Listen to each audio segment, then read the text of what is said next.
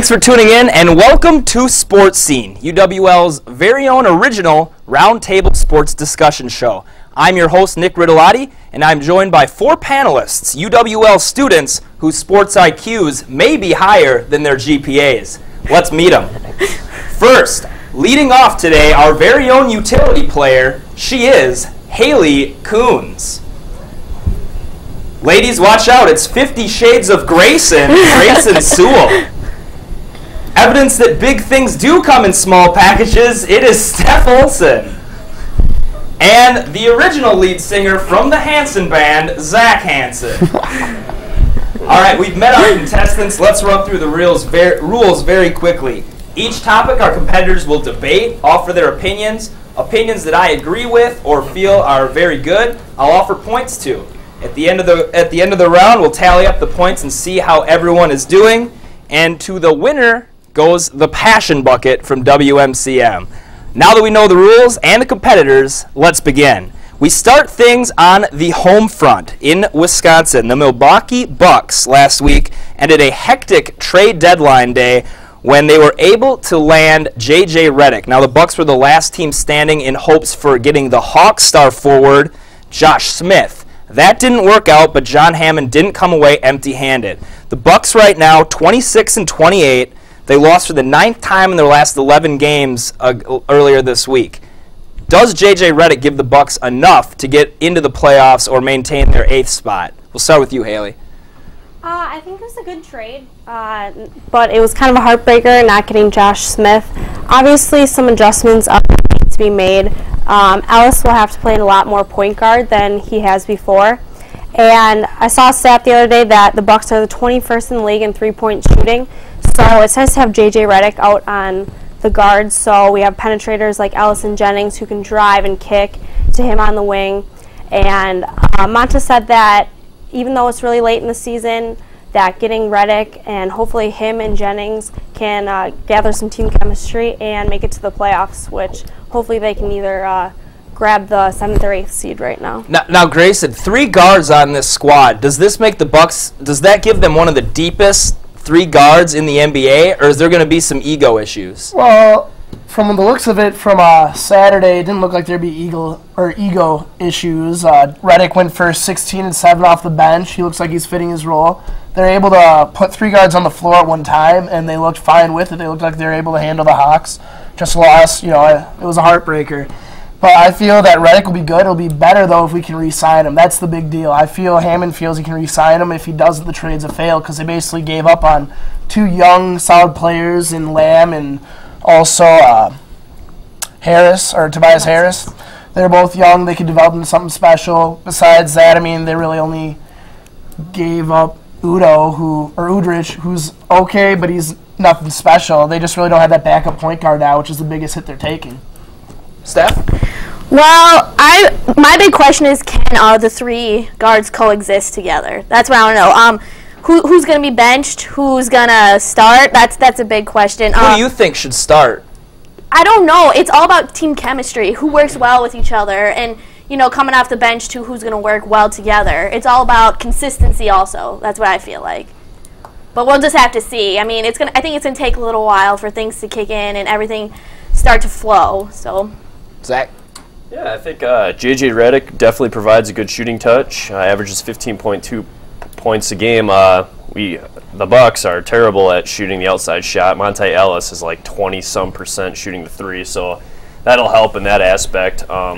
Again, we didn't give up too much for Redick. Yeah, it does stink that we didn't get Josh Smith, but hopefully he will cure our turnover curse and help us, get in the playoffs, with maybe a little higher seed than an 8th seed. Yeah, all right, I like all you guys' takes. In my opinion, Monta Ellis is much better off the bench. He could be like a Jamal Crawford or a Jason Terry type role. He has the all-time worst three-point shooting percentage for anybody that attempts more than 3 a game in the history of the NBA. So I think him coming off the bench a little bit better, get Redick in there. We'll see how the Bucks go ahead moving forward with this. To every competitor, first topic, you did good. 5 points to everybody. Let's move on. Big Ten, we'll keep it from the NBA and move on to the collegiate ranks. Big Ten basketball. Of course, March Madness is on the way, and it seems to be one of the more unpredictable fields, kind of wide open. One thing that's been a constant all year, the Big Ten seems to be the strongest top-to-bottom conference in all of college basketball. It's loaded with star players, loaded with star coaches, and Indiana right now only holds a one-game lead for the Big Ten championship. It still could be decided in the regular season. We'll start with you, Grayson. What really catches your attention? Who's the best? What are the star headlines in the Big Ten this year? Well, I guess in the Big Ten, the biggest, well, it's not even a surprise, Indiana just dominating the way that they should. I mean, Cody Zeller is dominating the paint, and as long as they keep giving him enough touches, they're going to win the Big Ten without a doubt. I don't give any other team in that conference a chance to catch up to them as long as they keep feeding Zeller. If they don't feed Zeller, their team starts to crumble, and then they get in those close games, they end up losing on the last shot. Besides that, I feel that the tournament's going to be great. I feel there's going to be a few upsets this year. However, I still look for it to be probably Michigan versus Indiana in the final. Otherwise, maybe a Madison or Ohio State or Michigan State can sneak on in. So you've got two Big Ten teams in the championship game, Michigan and Indiana? I'm talking about for the Big Ten championship. Okay, gotcha. Steph? Indiana is obviously the powerhouse right now, but one thing that Wisconsin did that why Indiana lost Wisconsin was Zeller was inconsistent in the second half. I believe he had around 13 to 15 points in the first half and not very much the second half. So he needs to be consistent, not just feeding him, but him making his shots. He took enough shots in that game that he should have put up more points than he actually did. It's really hard to tell who is going to win the Big Ten. I remember a couple years ago, Illinois made a surprising run, and it's honestly, who knows? Because that's what happens at the Big Ten. You never know what's going to happen. Zach? Yeah, I mean, Wisconsin's overachieving against the good teams and then underachieving to the bad teams. I don't see them going any further than the Sweet 16 like every other year. But I do think Michigan with Hardaway and Glenn Robinson Jr., I think, since their dads were awesome basketball players, I think they'll somehow come out and they will probably go the furthest in the NCAA tournament. So Michigan, you'll probably do it. Hailey, who you got in the Big Ten? I'm going to have to go with Indiana. I'm a fan of Michigan as well. They're a nice run-and-gun team, and I think that they have a lot of powerhouse players, Trey Burke, Tim Hardaway Jr., but I just think that Indiana is such a consistent team that they're going to hold on and get the Big Ten championship. I think Wisconsin will give them a run for it, but I don't think that they'll be able to hold on and win the Big Ten championship. Quickly, guys, we'll start with you, Hailey. If you had a Big Ten Coach of the Year, who would you give it to?